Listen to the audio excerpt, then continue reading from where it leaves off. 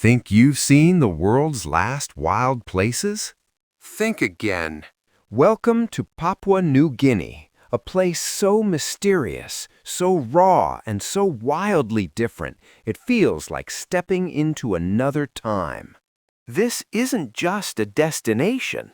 It's one of the last true frontiers on Earth. Number 15. The Last Untouched Paradise.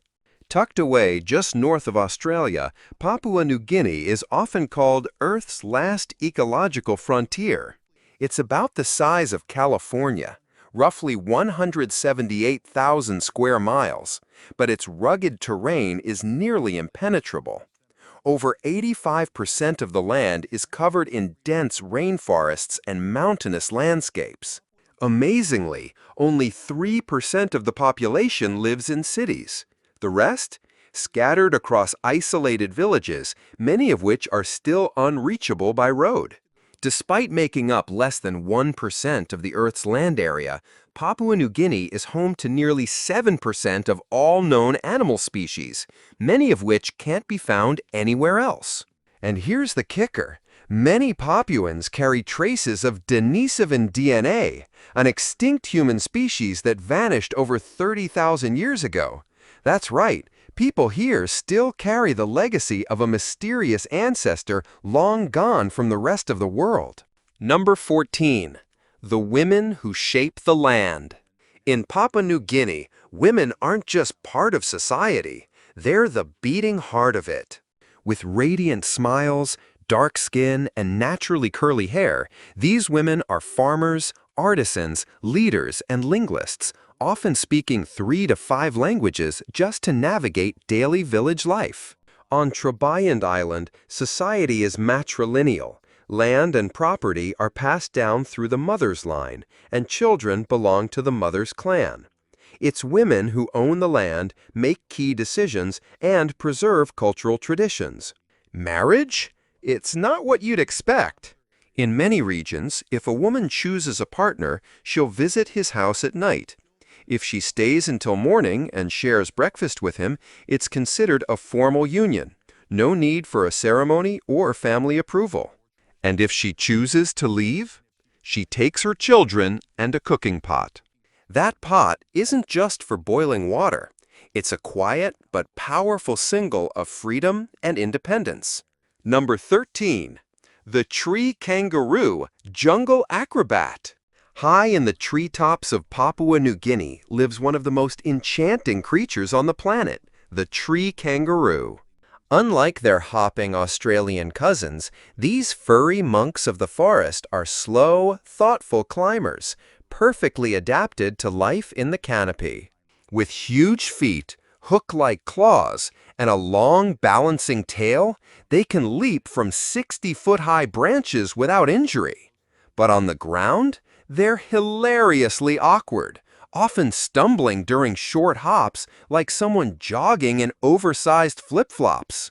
Covered in golden and reddish fur, with wide eyes and gentle movements, tree kangaroos seem like animals out of a storybook.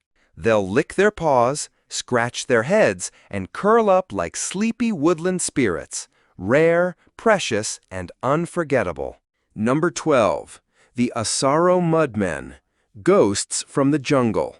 In the misty highlands of Papua New Guinea, deep in the jungles around the village of Galka, lives one of the most hauntingly beautiful traditions on Earth, the Asaro Mudmen. These mysterious tribesmen are known for their eerie, oversized mud masks, complete with twisted mouths and sharp horns, making them look like spirits risen from the earth. According to legend, centuries ago, Asaro warriors smeared themselves in white clay and crept out of the mud to escape enemies. But when the enemies saw these ghostly figures emerge, they fled in terror, believing they were witnessing supernatural beings. Thus, the tradition of the Mudmen was born. To this day, the Asaro people perform ritual dances, hunched and slow-moving like ancient spirits crawling from the underworld. Their every movement is designed to mesmerize and intimidate. The person who crafts the most frightening and unique mask is celebrated by the tribe as a master artist. It's more than just performance. It's cultural heritage preserved through clay and fear. Visitors can witness the Asaro Mudmen at the famous Mount Hagen Cultural Show, or by visiting Galka Village, but never go alone. A local guide is essential, not just for safety, but for respect. They'll help you navigate tribal customs, avoid taboos, and ensure your presence is welcomed, not intrusive. Number 11. Pigs more valuable than gold. In Papua New Guinea, pigs are more than livestock. They're currency, status symbols, and beloved family members. Forget money or real estate. In many Papuan cultures, a person's wealth is measured by how many pigs they own. From bride prices and peace offerings to funerals and initiation rites, pigs are central to almost every major event. If a man wants to marry, he needs to offer pigs. If a dispute needs to be settled, present a pig. Even the unexpected death of a pig can trigger a mourning ceremony as elaborate as one held for a human. And the bond between people and pigs goes far deeper than economics. Many pigs are raised inside the home, sleep beside their owners, and are even given names like Big Mama or Bossy.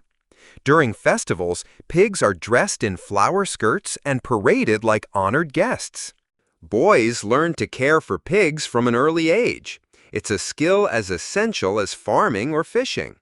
In fact, a boy's ability to raise strong, healthy pigs is often seen as a sign he's ready for manhood. Number 10. A king in the jungle, the royal head of state. In a land where villagers wear feathered headdresses, hunt with spears, and paddle dugout canoes, the official head of state is King Charles III, residing nearly 9,000 miles away in Buckingham Palace. Yes, you heard that right. Though King Charles III has never set foot in Papua New Guinea, he is legally recognized as the king of this country, alongside his other realms and territories. His full title? His Majesty Charles III, King of Papua New Guinea and of his other realms and territories. Yet this royal connection isn't just symbolic. During the king's coronation, many tribes celebrated in true Melanesian fashion, painting their faces with red clay, dancing in traditional costumes, and singing in honor of the monarch they've never met. Still, in day-to-day life, the real authority lies not in London, but in the village. Here, the most respected figure is the village chief, often an elder with the most hunting scars, the deepest memory of past rains, and stories of how the moon shone during the great yam harvest decades ago. For the people of Papua New Guinea, the British monarchy is less about politics and more about fairy tale reverence, a symbol of mystery and tradition in a land that already feels mythical. Number 9. A world of words, the planet's most multilingual nation. Papua New Guinea may have fewer than 9 million people, but it speaks with over 850 different languages, making it the most linguistically diverse country on Earth. That's nearly 12% of the world's total languages in just one country. How is that even possible? For starters, many villages are so isolated they've developed their own entirely distinct languages, even if they're only a few miles apart. Some languages are spoken by as few as 300 people, yet they remain totally independent. Cultural taboos also play a role. In many tribes, the names of the dead and any word that sounds like them must never be spoken again. So instead, villagers invent new words. Over generations, these vocabularies morph, splinter, and evolve. In Papua New Guinea, language isn't just a tool, it's a living, breathing ecosystem, always shifting, always growing. Number 8. Coffee without a sip, Papua's liquid gold. Hidden high in the mountains at 4,600 feet, Papua New Guinea grows some of the purest, most natural coffee beans on Earth, right up there with Ethiopian and Colombian Arabica. The country's standout varieties, Typica and Bourbon Arabica, have a soft, honey-like sweetness with hints of ripe fruit. They've won international recognition at auctions like the Cup of Excellence and are a prized export in elite cafes across the globe. But here's the twist. Most locals have never even tasted it. Due to colonial legacies and changing habits, many coffee farmers sell their harvest to buy essentials like rice. In fact, entire families spend their lives growing premium beans, but have never sipped a single cup. Number 7. Kimi Bay Reef, Earth's last great coral paradise. Tucked along the remote coastline of Papua New Guinea lies a treasure few have ever heard of, Kimi Bay, one of the last untouched coral paradises on Earth. Though it's only the size of a small U.S. city, Kimi Bay contains more than 400 coral species, accounting for nearly 70% of all coral types in the world. It's like a living underwater museum, colorful, surreal, and alive with creatures found nowhere else. Here, the water is so crystal clear you can see up to 130 feet below the surface, the height of the Statue of Liberty. This unmatched visibility draws expert divers from all corners of the world. But it's not just the coral that stuns. Beneath the surface lie ghostly World War II shipwrecks, now enveloped in glowing coral and teeming with marine life. Diving here feels like entering a lost dimension, where history and nature collide in the silence of the deep. Number 6. Festival culture, where 800 tribes become one. What happens when over 800 tribes, each with their own language, customs, and costumes, decide to throw a celebration? Papua New Guinea becomes the world's wildest cultural stage. At the heart of it all is the Goroka Show, PNG's largest cultural festival. Every year in September, over 100 tribes descend from the highlands dressed in bird of paradise feathers, red clay face paint, seashell jewelry, and headdressers made from leaves and bone. It's not fashion. It's identity, history, and pride, worn like a badge of honor. The air pulses with the sound of tribal drums and ancient chants echoing across the valley as dancers move in sync with the rhythm of their ancestors. It's like a prehistoric opera set in Technicolor. Then comes the Mount Hagen Cultural Show, with its fierce warrior dances and battle reenactments. Each stomp of the foot speaks of bloodlines, victories, and legends passed down through firelight stories. Number 5. Life in Port Moresby, a city between two worlds. Welcome to Port Moresby, a capital unlike any other. Just 15 miles from remote jungle villages, Port Moresby blends skyscrapers with stilt houses, glass offices with ancestral firelight. You might expect paved sidewalks, busy crosswalks, and well-dressed professionals, but here, there aren't even sidewalks. People walk directly on the roads, barefoot, right beside minibuses known as PMVs, winding through mountains and markets. In the heart of the city, vendors sell grilled bananas, dried reef fish, ripe mangoes, and shell jewelry, all laid out under the open sky. A stranger might greet you with a warm smile and a smoky sweet banana on a stick. But at night, the capital transforms. You'll hear the low, rhythmic beat of kundu drums echoing across neighborhoods as families gather by firelight, singing and dancing in tribal rhythms passed down for centuries. Beneath the glow of modern high-rises, the heartbeat of Melanesian culture never stops. And just 15 miles from the central business district, you'll find villages with no electricity, stilt houses above swamps, and elders telling stories in languages that aren't written anywhere.